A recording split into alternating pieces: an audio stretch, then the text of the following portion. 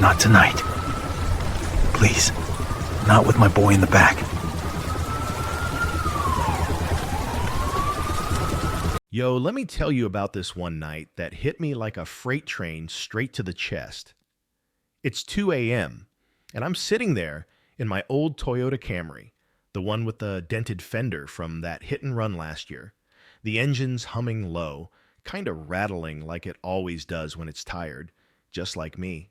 I'm at this red light on Trade Street in Charlotte, the kind of intersection where the streetlights flicker, and the only other cars are delivery trucks or folks like me dragging home from the graveyard shift. I work second shift at the warehouse out near the airport, loading boxes till my back screams for mercy. Pays decent enough to keep the lights on, but man, it don't leave much room for dreaming. I'm rubbing my eyes thinking about that leftover pizza waiting in the fridge when suddenly, bam! Blue lights explode in my rearview mirror. My heart drops like a brick tossed into a deep well.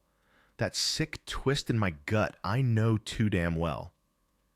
Not tonight, I mutter under my breath, gripping the wheel so tight my knuckles ache.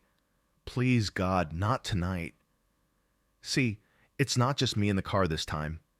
My boy, Malik, he's 7, curled up in the back seat under his Spider-Man blanket.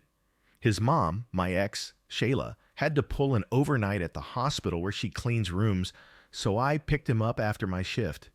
He's snoring softly, that innocent kid's sleep where nothing in the world can touch you. Or so I thought.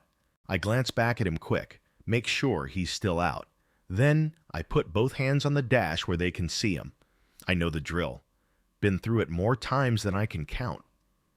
The cop car pulls up close, lights spinning like they're celebrating something evil. Door opens, and this officer steps out.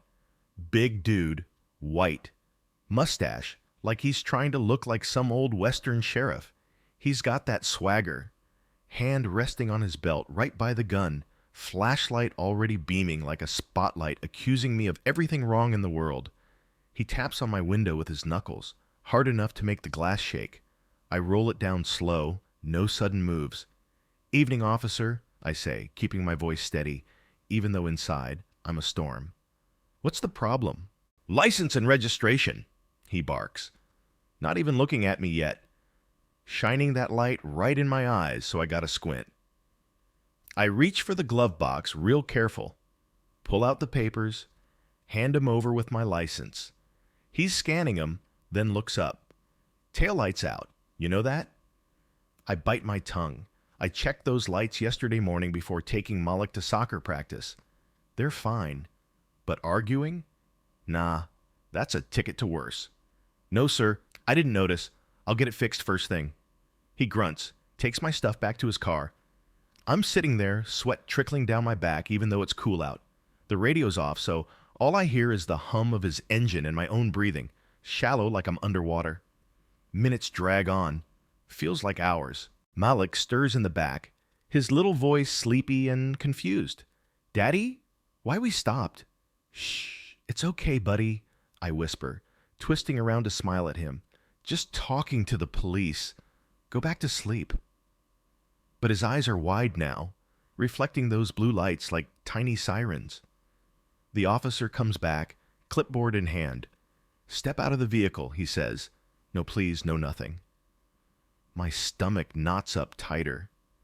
"Is that necessary, officer? I got my son in the back." "I said step out." His tone's sharper now, like I'm challenging him. I unbuckle slow, open the door, stand up with my hands visible. He's eyeing me up and down, that look I've seen 100 times, like I'm already guilty of something just for breathing. "What you doing out this late? Working?" "Yeah, warehouse shift. Just heading home." "Uh-huh. Anything in the car I should know about? Weapons, drugs?" "No, sir, nothing like that." My voice is calm, but inside, it's boiling. "Why's it always gotta go there?" "I ain't speeding, ain't swerving. Just driving while black, I guess." Malik's peeking over the seat now, his blanket clutched tight. "Daddy, is everything okay?" The officer glances back, shines the light on him for a second. Kid, sit down and be quiet. This don't concern you. That hits me like a slap. My boy flinches, ducks down quick. I feel this heat rising in my chest, like coals getting fanned into fire. He's just a kid, officer. He's scared. And he should be, if his dad's out here acting suspicious. He scribbles on his pad, rips off a ticket. Warning for the light. Fix it by tomorrow, or next time it's a fine. And keep that boy in line, or he'll end up like you, getting pulled over every time he steps out the door. The words hang there, heavy as lead.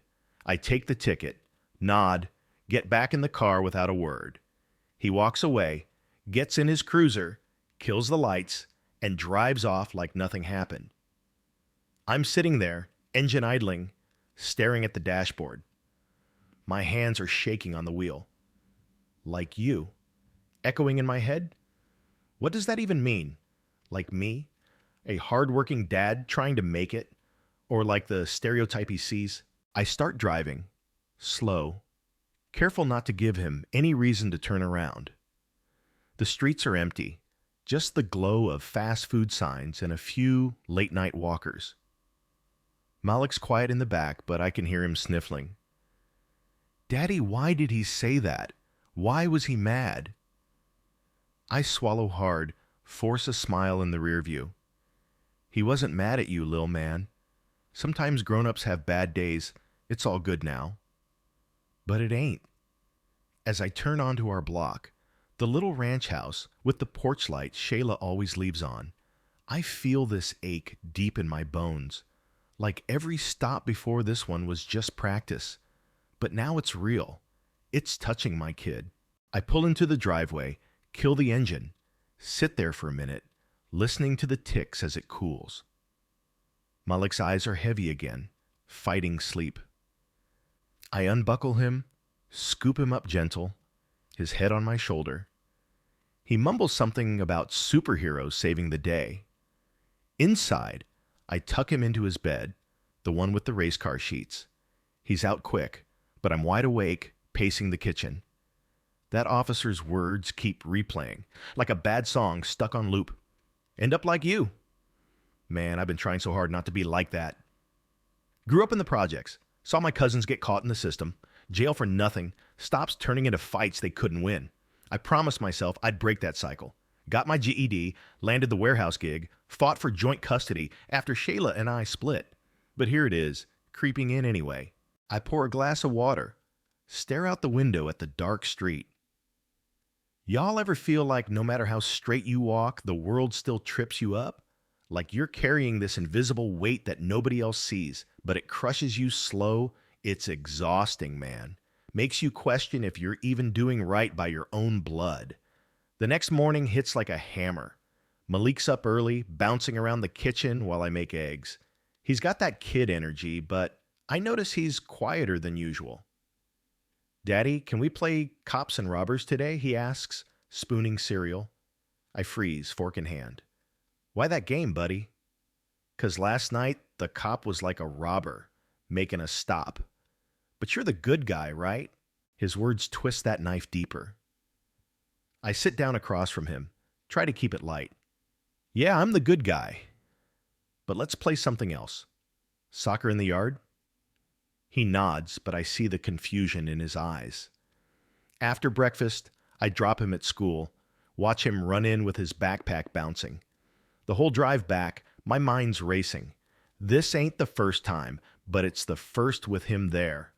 Gotta shake it off, focus on the day. Warehouse calls, another shift loading trucks, sweat pouring, back aching by noon. But that night lingers. At work, I'm zoning out, dropping a box once, getting yelled at by the foreman. Get your head in the game, Jamal, he snaps. My name's Jamal, by the way. 32, trying to hold it together in a city that feels like it's watching every move. On break, I sit in the break room, scrolling my phone. See another video pop up. Some brother in Atlanta, pulled over, ends up face down. Comments flooding. Comply and you'll be fine. Yeah, right. I complied last night and still got that dig about my boy. Driving home that evening, No Malik this time, he's with Shayla. I spot blue lights in the distance, and my pulse jumps. Not me this time, but it might as well be. Pull into the driveway, same as always. But tonight, I don't whisper nothing. I just sit there, head against the wheel, feeling that weight press harder. Weeks blend after that.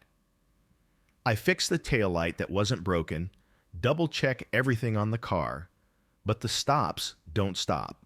One afternoon, picking up groceries at the Food Lion on Independence Boulevard, I'm loading bags when a patrol car rolls by, slow, officer staring. I nod polite, but he stops, gets out. You live around here? Yeah, a few blocks over. Mind if I see ID? For what? But I hand it over. He runs it, hands back. Just checking. Been some break-ins. I drive off fuming, that slow burn in my chest. At home, I call Shayla. We gotta talk about Malik. He saw that stop the other night. She's quiet on the line. I knew this would happen. You drive that old car, late nights. It's like asking for it. Asking for it? Come on, Shay, it's not the car. It's everything, Jamal. Protect him better. The call ends sour, like always. That night, I dream about blue lights chasing me, Malik crying in the distance. Wake up sweating, heart pounding. Malik comes over the next weekend. We're in the yard kicking the ball, laughing, but when a siren wails far off, he freezes, looks at me wide-eyed. Is that for us, Daddy?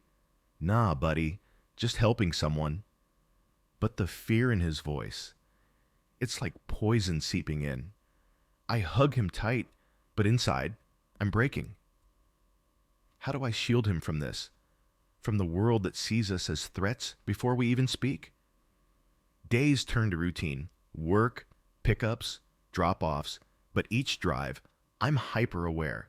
Hands at 10 and 2, no music loud, eyes straight. Still it happens again. Late shift ends, raining hard. I'm on I-85, wipers slapping, blue lights flash, pull over on the shoulder, rain drumming on the roof. Officer approaches, raincoat dripping. Same routine, ID, questions. Where you headed? What shift? Home from work. He shines light around the car, empty except for my lunchbox. Step out. In the rain? But I do. He's patting me down, rough. You nervous? Just cold, sir. He lets me go with no ticket, but the message is clear. You're on our radar. Back in the car, soaked, I drive slow. The anger's there, but mixed with this numb tiredness. Like, what's the point of fighting when the game's rigged? Malik asks about it later, over dinner. Daddy, why do police stop you so much? I pause, fork midway. Sometimes they just check on folks, make sure everyone's safe. But they don't stop my friends' dads. His innocence cracks me. World's complicated, little man. But I got you. That night, tucking him in, he whispers, I don't like the blue lights. Me neither, kid. Me neither. The pattern sticks. Another stop 2 weeks later, daytime, heading to the barber shop. Officer says I rolled through a stop sign. I didn't. Malik's not there, thank God. But I think of him the whole time. At work, I confide in my buddy Marcus. Man, it's eating me up. Feel like I'm failing my boy. He nods. Same boat. Teach him young. Hands up, yes sir, no sir. But that feels like surrender. Like passing on the chains. Shayla calls, pissed. Malik told me about the lights. He's scared to ride with you. We'll figure it out. But inside, doubt creeps. Am I putting him at risk just by being his dad? One evening, after a long shift, I'm home alone. Sit on the porch, beer in hand, watching cars pass. A cop cruiser rolls by slow, eyes on me. I raise the bottle slight, like, I'm just chilling. He keeps going. But that stare, it's the same. Like I'm always one wrong move away. Malik draws a picture at school. Me in the car, blue lights behind. Teacher sends it home with a note. He's been talking about police a lot.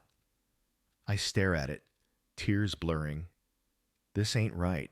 My boy's world shrinking because of this. I whisper to the empty room, I swore I'd never let this touch him. But it's already started. The clock on the microwave blinks 3:15 a.m., mocking me as I slump into a chair at the kitchen table. The whisper still echoing in my ears like a bad echo I can't shake.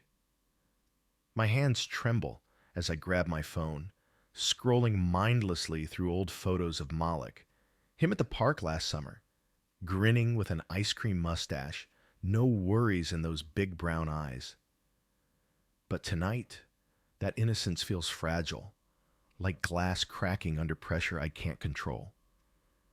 I set the phone down, head in my hands, the quiet of the house pressing in heavy. Sleep? Nah, that's a joke. Instead, my mind drifts back, pulling me into memories I'd rather bury, but they keep surfacing like weeds in cracked concrete. It all kicked off when I was 19, fresh out of high school and grinding through night classes at the community college downtown. I was walking home one evening from the bus stop, backpack slung over my shoulder, notes on algebra stuffed inside. The street was lit up by those orange sodium lamps, buzzing like angry hornets, and the air smelled of fried chicken from the corner spot. I had my headphones in, bumping some old school hip hop to keep the walk from dragging. Suddenly, a squad car screeches up, lights flashing, two officers jumping out like I'm public enemy number one. Hands up! Get on the ground, one yells, gun drawn, the other circling like a shark. I freeze, heart slamming against my ribs. What did I do? But I drop slow, knees hitting the sidewalk hard. They cuff me right there in front of Mrs. Jenkins' stoop. She's peeking through her curtains, shaking her head. You match the description, the older cop says, patting me down rough, emptying my pockets, wallet, keys, a crumpled receipt from the library. Description of what? A robbery 2 blocks over, tall black guy in a hoodie. I wasn't even wearing a hoodie. It was a damn jacket. But arguing? That could have turned ugly quick. They run my ID, find nothing, uncuff me with a grunt. Watch yourself, the younger one mutters as they drive off. I stand there rubbing my wrists, neighbors whispering, feeling that burn of humiliation sink deep. From that day, I learned the rule. Stay polite, stay alive, swallow the pride, or risk not seeing tomorrow. Snapping back to now, I rub my eyes, the kitchen light harsh overhead. That was over a decade ago, but the script hasn't changed.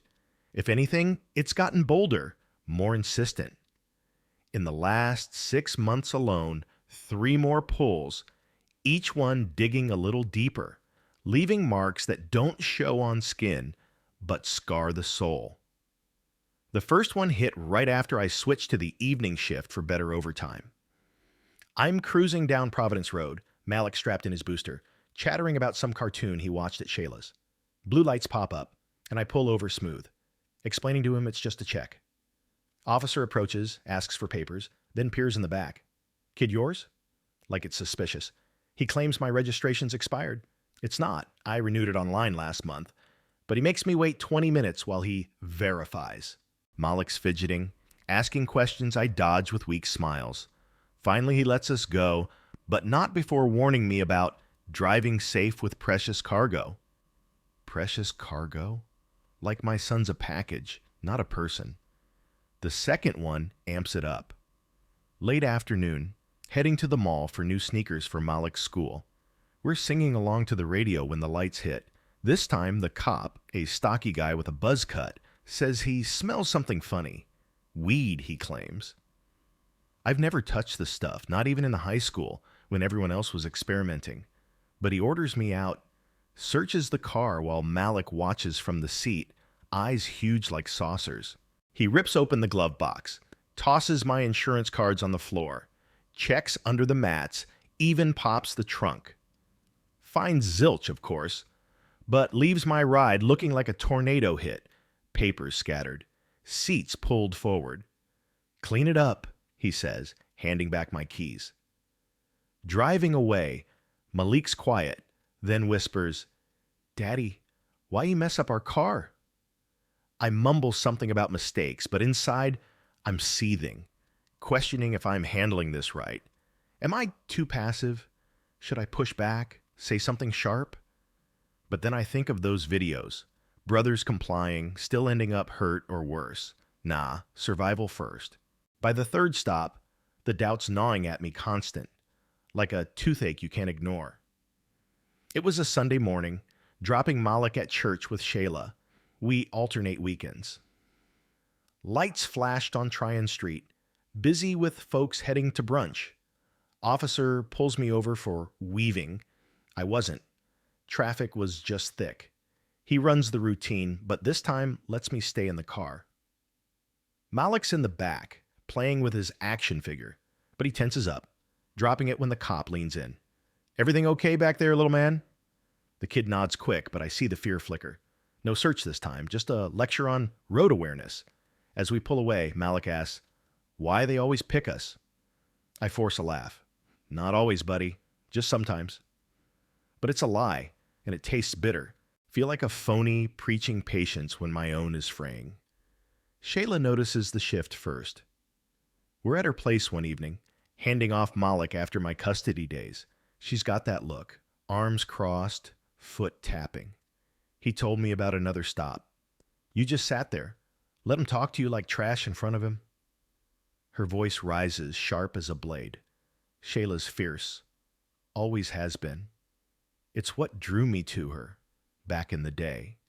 But now it stings. "What you want me to do, Shay? Yell back? End up in cuffs, or worse? You're showing him it's okay to get stepped on, teaching him to shrink." "I'm teaching him to make it home alive," I snap, voice low so Malik don't hear from the living room. "You think I like this? Swallowing it every time?" She shakes her head. "Then change it. File a complaint, something." "With what proof? My word against theirs?" We go back and forth, the argument circling like smoke, no resolution. By the time I leave, the air's thick with unspoken resentment. Driving home, I replay it, wondering if she's right. Am I modeling weakness? But the alternative terrifies me more. Malik's changes creep in subtle at first, then hit like waves. He used to draw superheroes, bright colors exploding on paper. Now it's squad cars dominating the page, black and white cruisers with flashing tops, stick figures that look suspiciously like us, arms raised.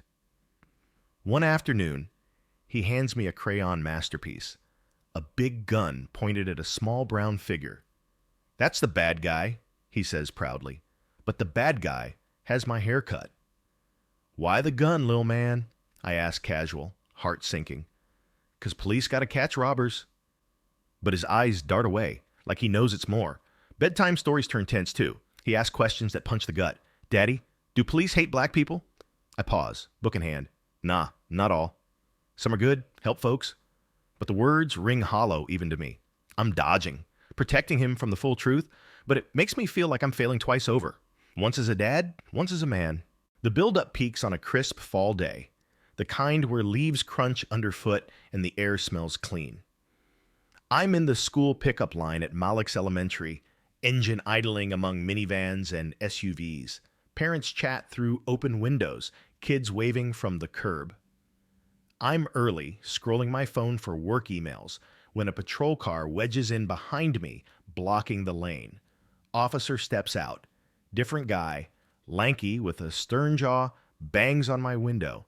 "Out of the car, now." "What's wrong?" I ask, unbuckling slow. "Suspicious behavior. Sitting here too long." Suspicious? In a damn pickup line? But I step out, hands up. He frisks me quick, then searches the car, glove box, under seats, even Malik's empty booster. Parents nearby pull out phones, recording from afar, but nobody says a word. Nobody steps up. "Hey, he's just waiting for his kid," one mom mutters to another, but that's it. The officer finds nothing, of course, but writes a ticket for loitering in a school zone. Loitering? I'm fuming, but bite it back. Malik comes out then, backpack dragging, sees the scene. His face crumples, runs to me, but the cop blocks him. "Stay back, kid!" Malik bursts into tears, loud sobs that echo through the lot. I scoop him up once we're cleared. Drive home with him, crying the whole way, hiccuping questions I can't answer straight. Why he yell? Did I do bad? At home, I get him settled with cartoons, then slip into the garage. Door shut, I lean against the workbench, tools scattered from half-finished projects. The tears come hot and unexpected, streaming down my face, the first since my pops passed 5 years back from that heart attack. I punch the air silent, body shaking, the frustration boiling over. Why us? Why always? Nights after, Malik clings closer, shadows under his eyes like bruises. One evening, as I'm dimming his lamp, he tugs my sleeve. "Daddy, when I'm big, can I be a cop? So they don't hurt people like us?" The question lands like a gut shot, leaving me breathless. I sit on the bed's edge, stroking his hair, searching for words that don't come easy. The room's dim glow from the nightlight casts long shadows on the walls, turning familiar posters of dinosaurs and spaceships into twisted shapes that match the knot in my throat. I force a gentle tone, my fingers still weaving through his soft curls. Being a cop's a big job, Malik. Takes a strong heart to help people right. But even as the words slip out, they feel thin, like paper armor against a storm I see brewing in his wide eyes. He nods, snuggling deeper under the covers, but the seed's planted, and it roots deep in me as I kiss his forehead goodnight. Switching off the lamp, I linger in the doorway, watching his chest rise and fall steady, while mine feels crushed under an unseen boot. The hallway creaks under my steps as I head to the living room, collapsing onto the couch with a sigh that echoes too loud in the empty space. Morning breaks gray and unforgiving, the kind of dawn where the sun hides behind clouds like it's ashamed to show up. I shuffle through breakfast routine, pouring cereal, slicing bananas, but my mind's elsewhere, replaying Malik's words like a glitchy video. Work calls me in early today, some inventory mess-up needing extra hands, so I drop him at Shayla's on the way.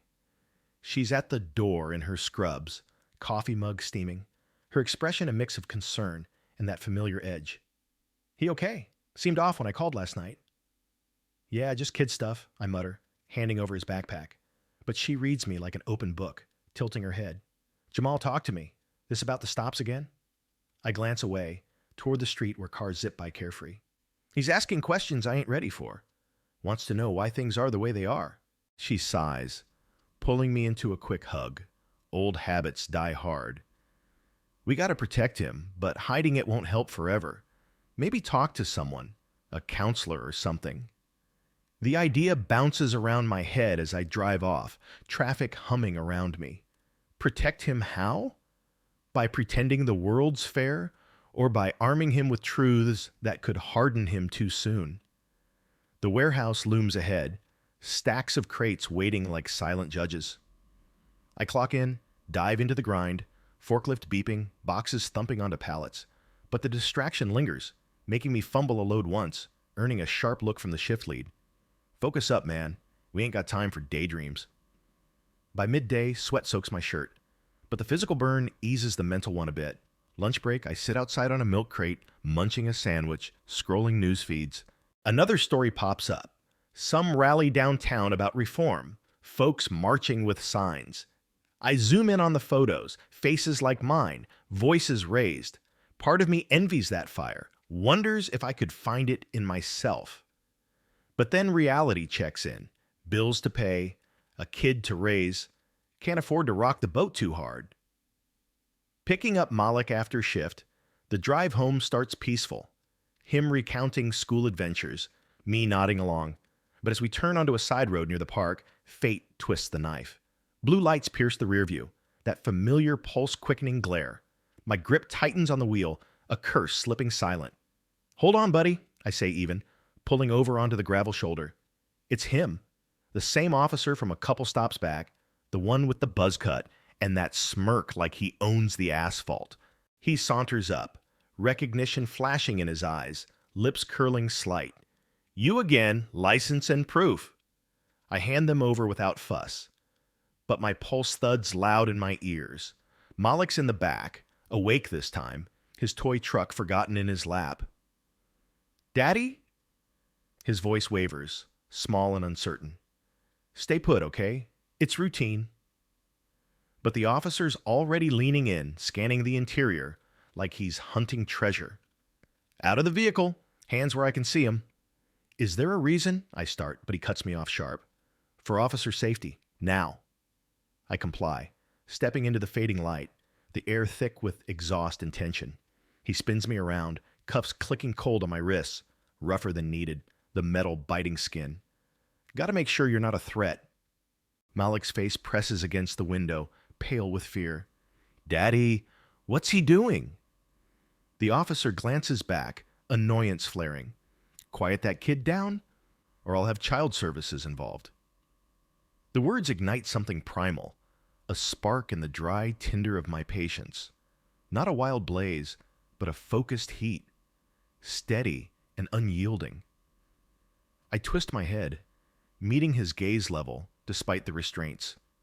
Do what you need with me, but leave my son out of it. He's just a boy, watching his world get scary because of this. That fear, it's on you, not him. His eyes narrow, jaw clenching. You threatening me? He shoves me harder against the car door, the impact jarring my shoulder, sending a jolt through cuffed arms. The metal groans under the force, and I grunt, biting back pain. Malik's cries escalate, piercing the air. Stop! Don't hurt him! I hear the click of his seatbelt, the door creaking open as he scrambles out, little feet pounding gravel toward us. Get back in the car, kid! The officer barks, whirling around. Malik doesn't stop, reaching for me with tear-streaked cheeks. The cop grabs his arm, not vicious, but firm enough to yank him off balance. Malik stumbles, knees scraping hard on the rough ground, a yelp escaping as he hits. That's the break. Hands off my boy! The yell rips from my throat, raw and unfiltered, echoing across the empty road. Adrenaline surges, drowning the usual caution. I'm straining against the cuffs, every muscle taut, ready to shield him no matter the cost. The officer releases Malik quick, stepping back with a defensive glare, but the damage spreads like wildfire. Malik curls on the ground, clutching his knee, sobs racking his small frame. A couple cars slow nearby, drivers gawking. One pulls over, phone out, recording the chaos. Hey, that's a child! A woman shouts from her window, voice carrying sharp. Another voice joins, a man yelling, Back off, man, we see this! The officer hesitates, radio crackling as he calls it in. Need backup, situation escalating. But his tone wavers, the smirk gone. Minutes stretch eternal until another cruiser arrives, an older sergeant stepping out, assessing quick. What's going on here? Routine stop turned resistant, the first says. But the sergeant eyes the scene, me cuffed, Malik whimpering, bystanders filming. He uncuffs me with a nod. Let's wrap this. Ticket for improper signaling. He hands it over, then mutters low to his partner, pulling him aside. I drop to my knees beside Malik, scooping him close, his tiny body shaking against mine. It's over, lil' man. Daddy's got you. Blood dots his pants from the scrape. Not deep, but enough to sting fierce.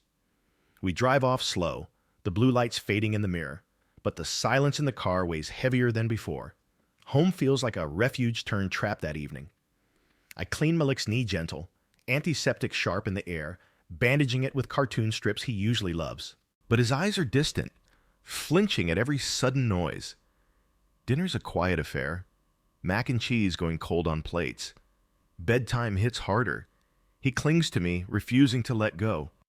Don't leave, Daddy. What if they come back? I ain't going nowhere. I hold him through the hours, his breaths ragged at first, building to full tremors, a panic wave crashing over him. He gasps, chest heaving, tears soaking my shirt. Can't breathe.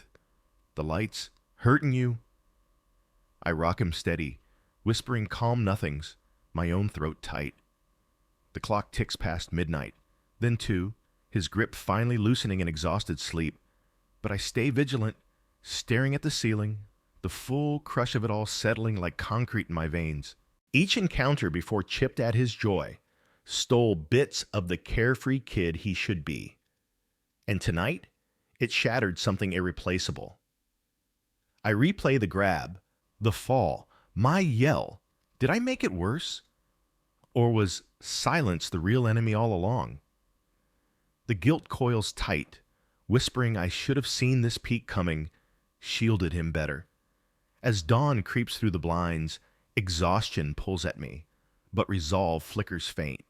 Running crosses my mind, packing up, heading north to family in Ohio, switching gigs to day shifts, vanishing from these haunted roads, disappear into anonymity where blue lights don't hunt us.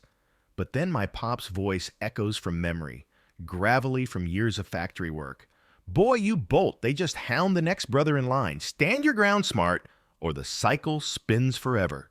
The words anchor me, stirring a quiet defiance amid the despair. Swallowing every slight hasn't worked. It's poisoned us slow. Maybe it's time to shift, find a way to push without breaking. But for now, with Malik's head on my chest, I just hold on, the rhythm of his heartbeat, a fragile reminder that giving up ain't an option. The morning light filters in stronger, birds chirping outside like nothing's changed. I ease out of bed careful, Malik stirring but not waking. Coffee brews, its bitter aroma grounding me as I sit at the table, notepad in hand, jotting details from last night. Badge number, time, witnesses, not sure what for yet, but the act feels like a small rebellion, a step beyond endurance. Shayla texts, "How's our boy?" I reply honest, the scrape, the fear. She calls immediate, voice urgent. Bring him over, we need a plan. At her place, Malik plays subdued in the yard while we talk porchside. This can't keep happening, she says, eyes fierce. File something, get a lawyer. With what, money and proof? But her push ignites that spark brighter. We research quick on her laptop. Community groups, hotlines for complaints. It's a start, thin as it is. Back home, Malik naps fitful, murmuring in sleep. I watch over him, the bruise on his knee purpling, a mark mirroring the one on my spirit. The load drags deep, tempting surrender, but Pops' wisdom loops insistent. No more pure passivity. Time to weave caution with courage, for his sake. Evening falls soft. Malik waking, hungry but wary. We eat pizza on the couch, cartoons flickering. He leans into me, bandaged knee propped. Daddy, you yelled at the cop. Were you scared? Yeah, but more for you. Honesty slips out natural now. He nods solemn. Me too. But you protected me. His words mend a crack, but the weight lingers. As he drifts off later, I step outside, phone in hand, dialing a number from the research, a local advocacy line. The ringtone hums, connection clicking. Hello? Yeah, I need advice on a stop gone wrong. Involved my kid. The voice on the other end listens patient, and for the first time in months, a sliver of action cuts through the fog. But the emotional tide pulls strong still, doubts whispering as I hang up. Is this enough, or just another drop in an endless sea? Nights blur after, Malik's sleep fractured by whimpers, me soothing till dawn. Work suffers. I'm distant, errors creeping in. The foreman pulls me aside. What's eating you, Jamal? Get it together. Family stuff, I say vague, but it spills partial to Marcus on break. Man, they touched my boy. Grabbed him. His face hardens. That's crossing lines. You gotta report it. The idea solidifies, but fear nips.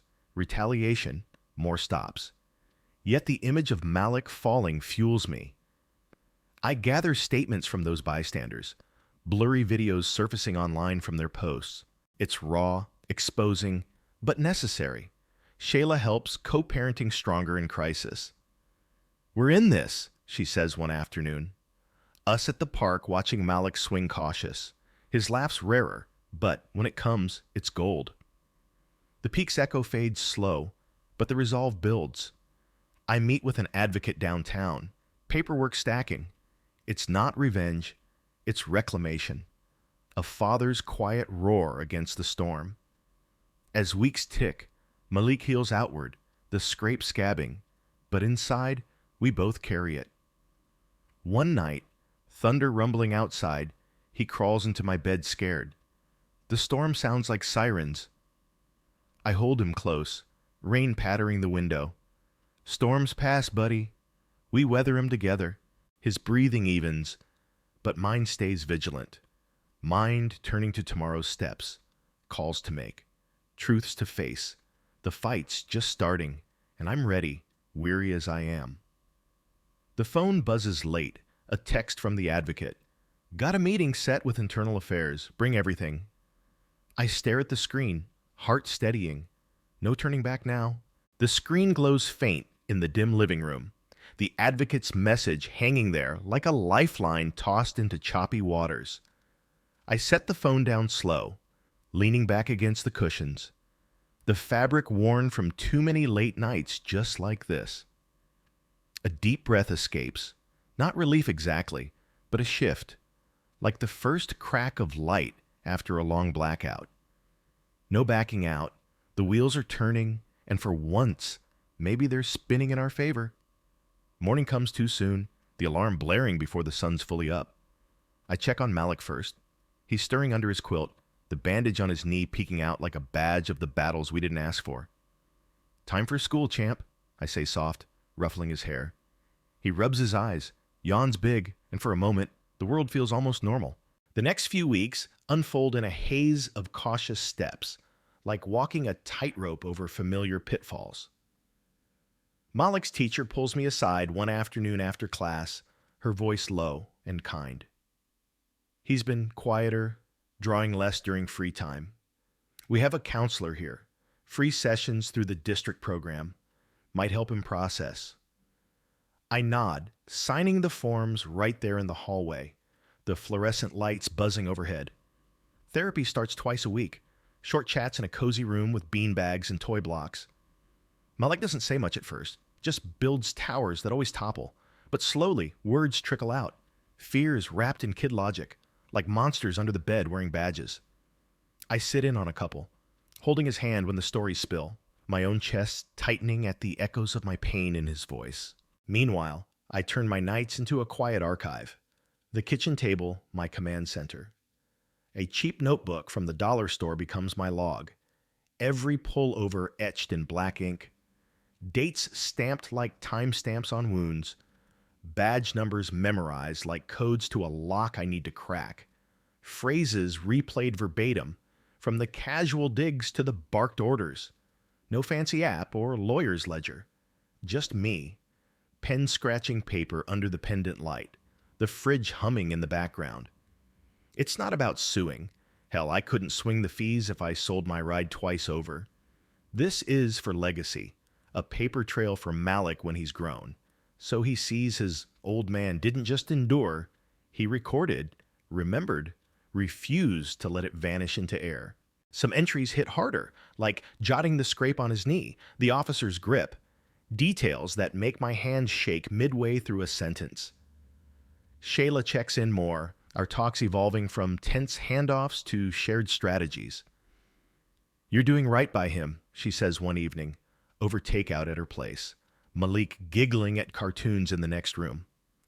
We brainstorm drills.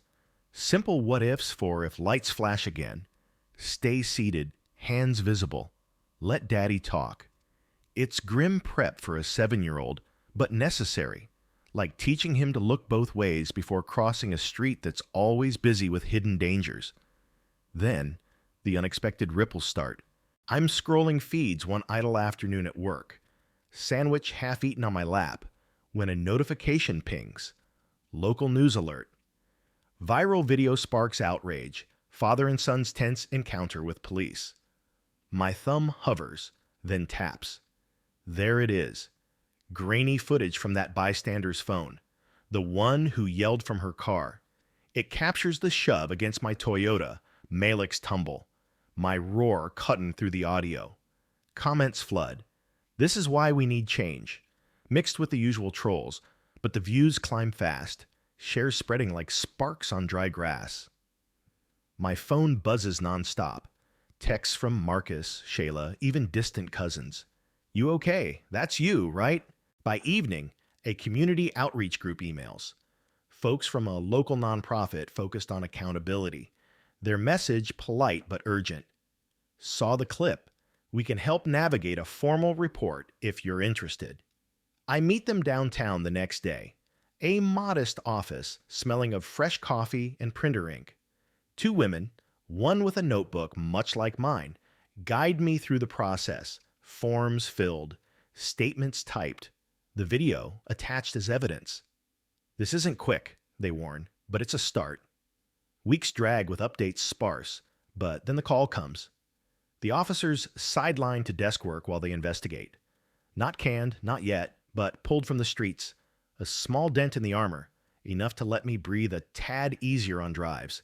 Malik notices the shift in me, subtle as it is. One Saturday, we're at the community center, him splashing in the indoor pool while I watch from the bleachers, towel draped over my shoulders. He climbs out dripping, grins wide. "Daddy, look what I drew yesterday." From his bag, a crumpled paper.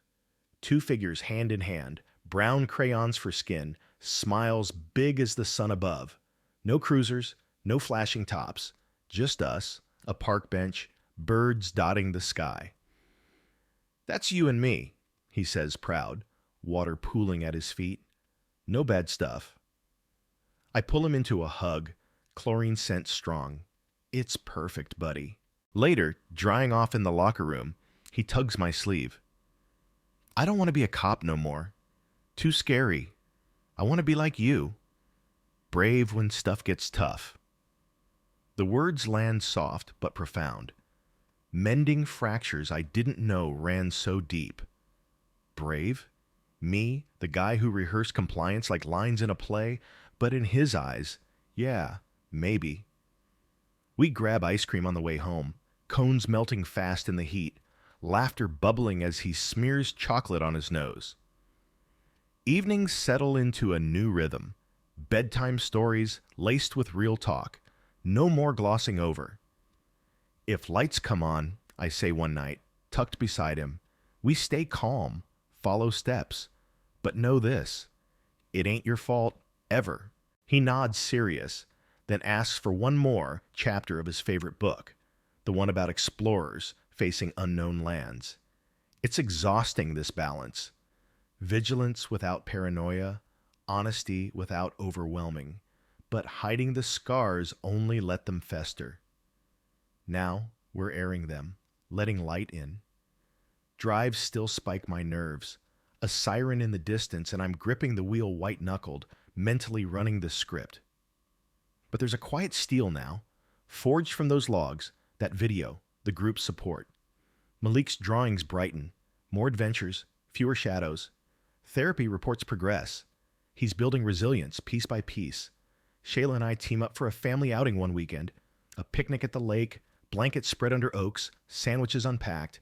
Malik races to the water's edge, skipping stones, his whoops carrying on the breeze. "He's bouncing back," she says, passing me a soda. "Thanks to you pushing through." "We both," I correct, clinking cans. The sun dips low, painting the water gold, and for a stretch, the world feels lighter, burdens shared. Community ripples widen, a town hall invite from the group, where I share our story, anonymous at first, voice steady amid nodding heads. Strangers approach after, "Happened to my nephew," or "Keep fighting." It's connection, raw and real, chipping at isolation's walls. Malik's school project comes next, a My Hero poster. He picks me, gluing photos, us at the zoo, fishing last summer, Daddy fights monsters, he writes in wobbly letters, presenting it his teacher beams, classmates clap, pride swells, mixed with the ache of why it matters so much. Nights, holding him as storms rage outside, his smiles in sleep remind me this grind's worth it. The load doesn't vanish, but carrying it builds muscle. If this pain echoes in you, know you're not solo in the shadows. What's that spark that keeps your fire lit when shadows close in? Drop it below. Your stories fuel mine. If this resonates, pass it on to someone wrestling silent battles. Grateful for the ears. Watch your backs out there. The porch light flickers as I step outside later. Stars peeking through clouds.